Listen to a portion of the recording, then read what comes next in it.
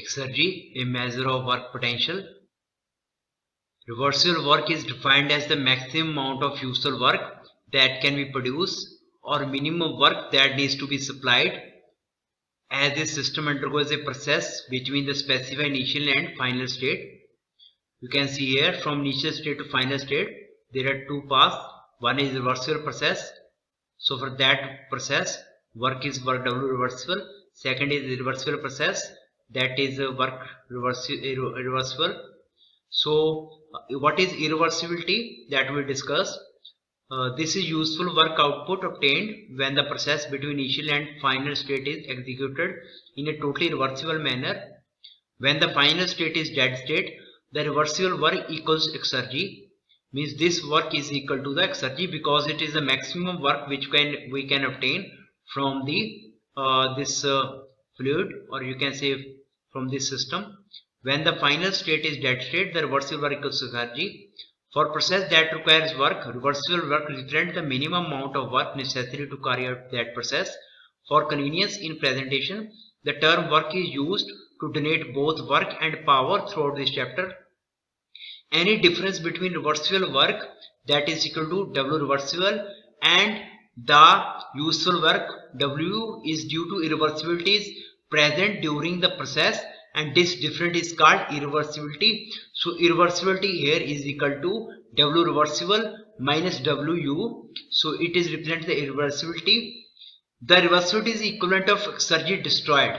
Means whatever the change difference between the actual process and reversible process, means whatever the difference between work reversible and work actual, this will is the irreversibility, and this much amount of exergy is destroyed which can't be retrieved.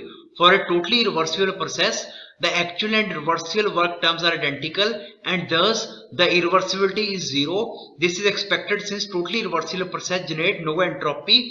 Irreversibility is a positive quantity for all actual process. Irreversibility can be viewed as the wasted work potential or the lost opportunity to work.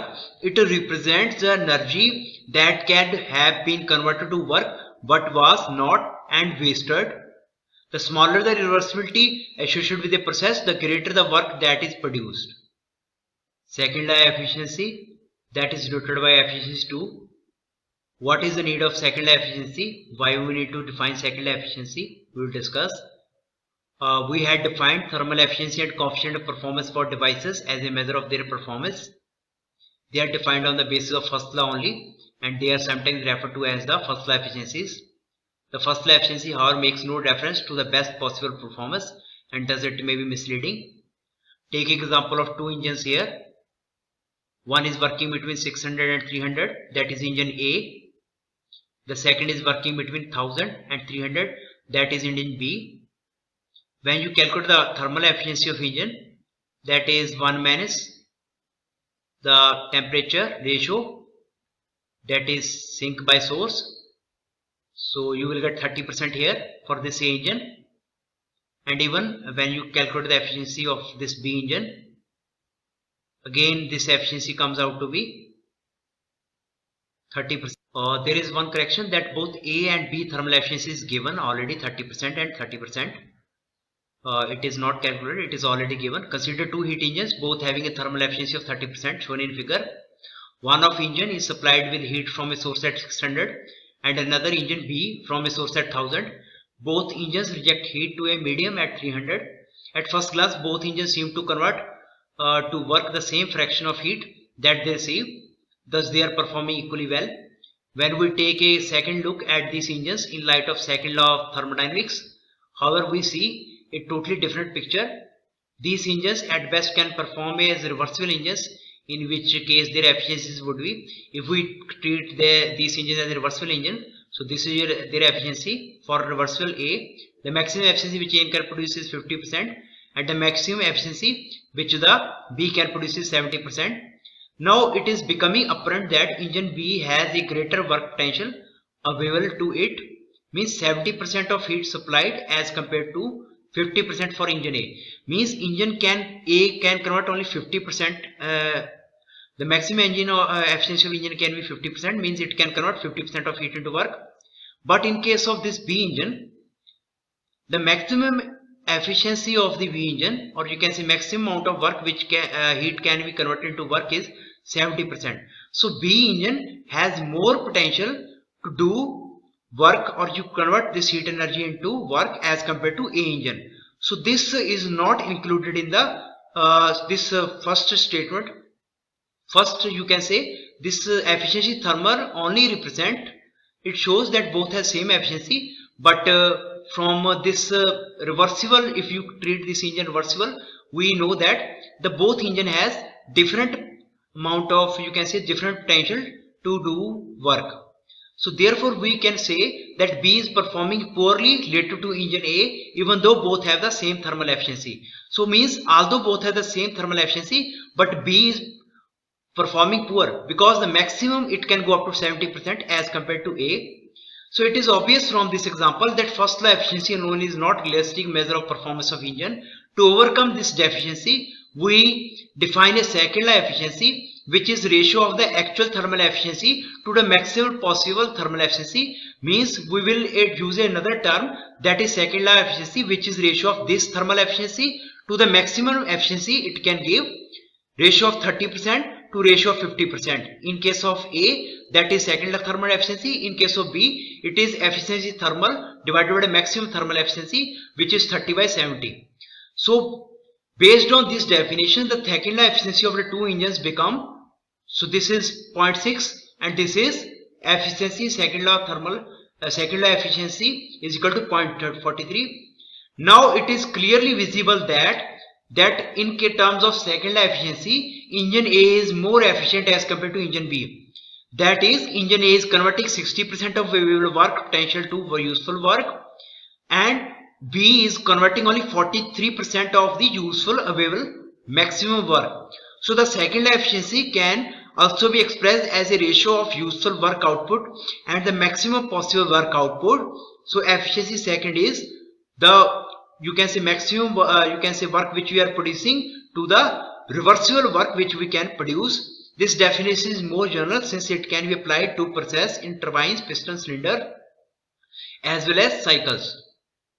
So in the previous example, you can see if the thermal efficiency is 70%, in that case your second law efficiency becomes equal to 100%, because now engine is producing the maximum amount of efficiency as it can produce in case of reversible cycle, or you can say if you assume the reversible process, it is producing the same efficiency as in case of reversible process.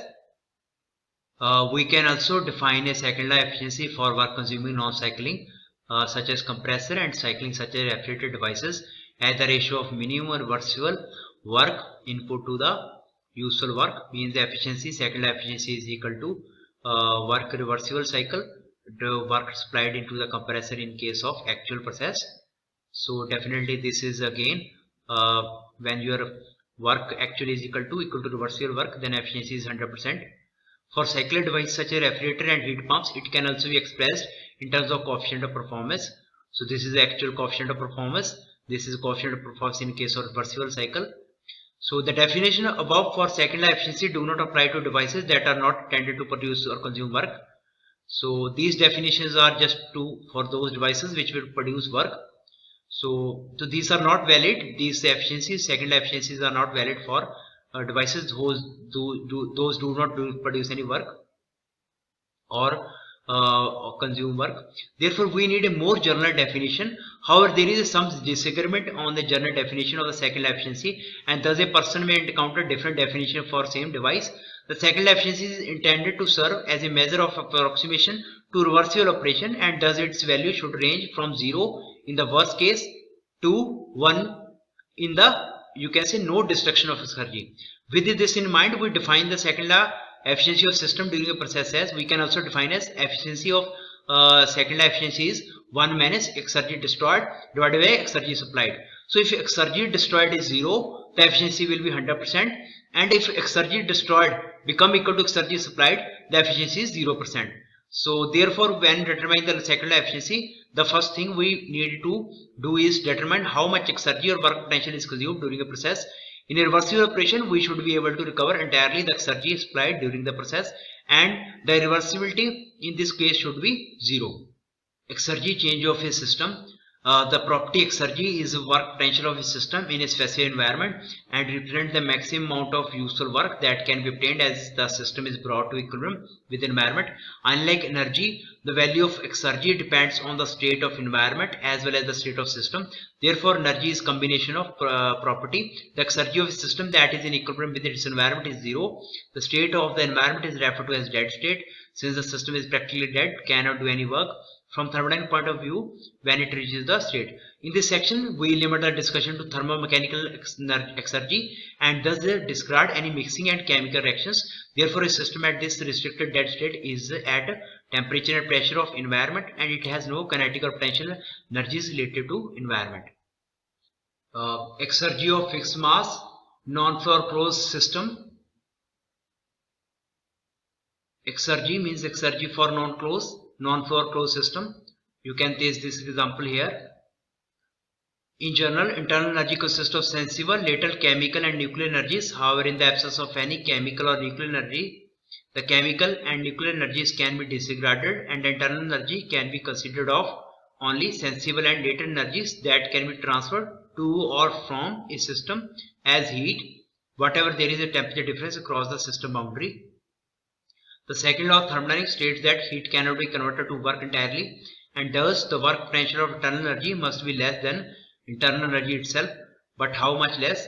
To answer this question, we need to consider a stationary closed system at a specified state that undergoes a reversal process to the state of the environment, that is the final temperature and pressure of the system should be T0 and P0.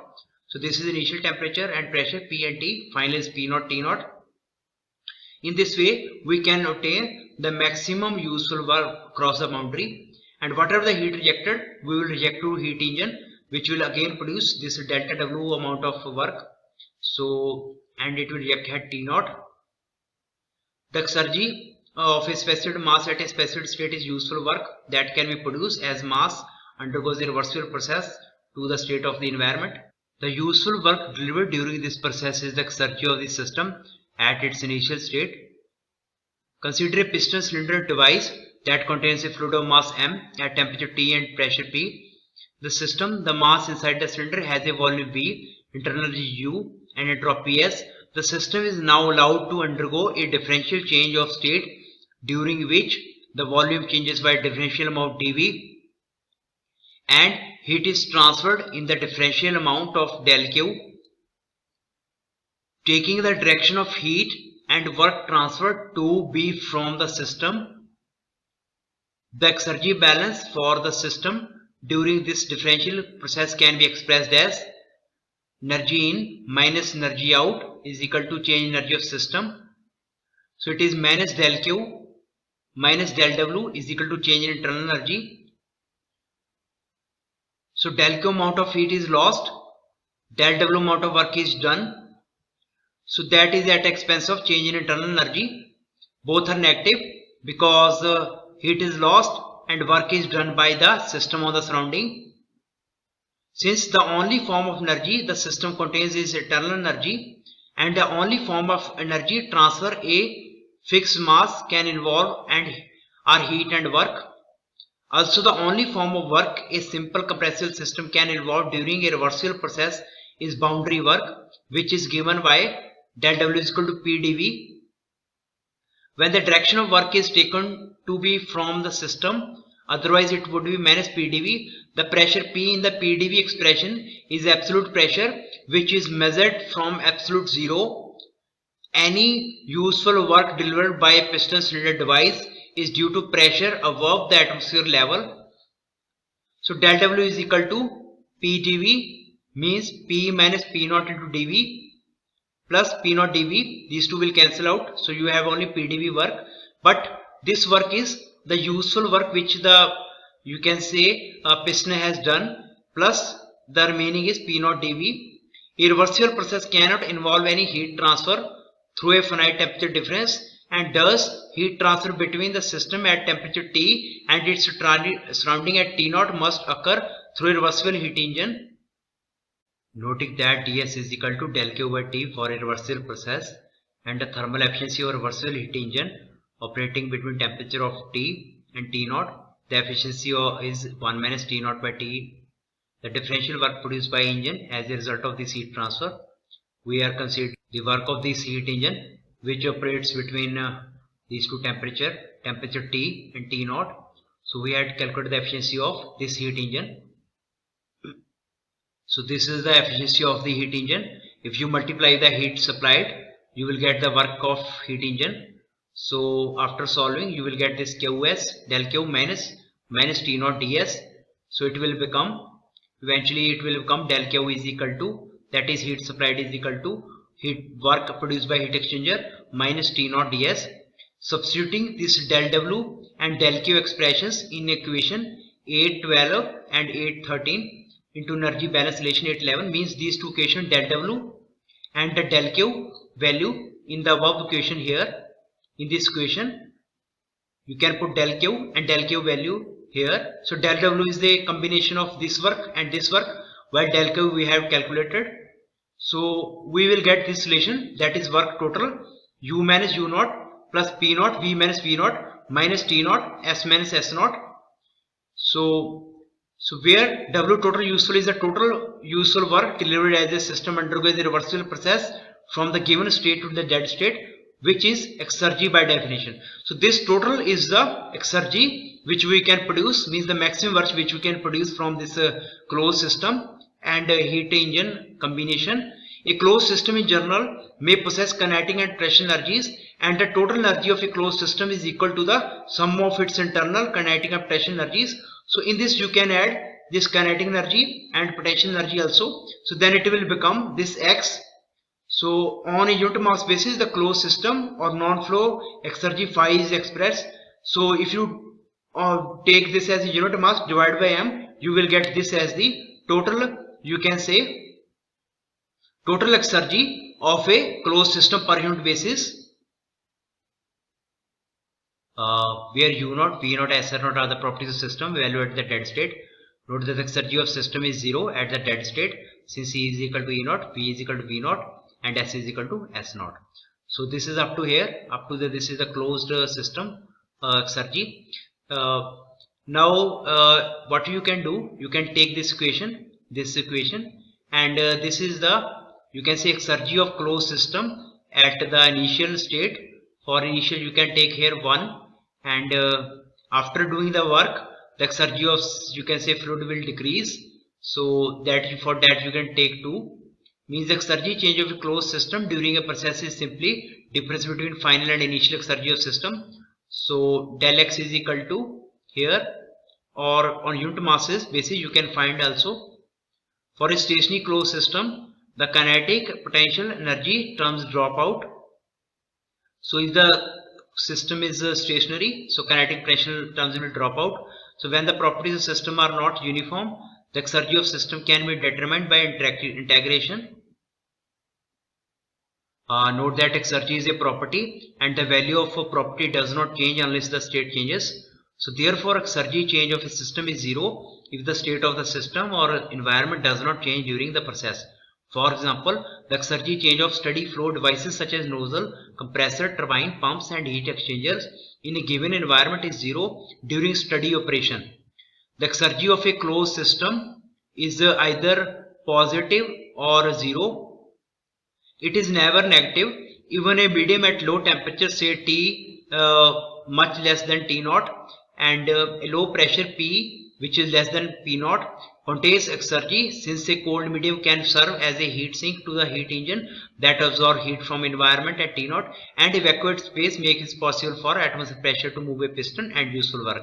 Means even the cold medium will have exergy, even the vacuum space has exergy, because in the vacuum space will allow the piston to move, which is at high pressure, gas under the pressure of high gases. And the exergy of a cold medium is also a positive quantity, since work can be produced by transferring heat to it.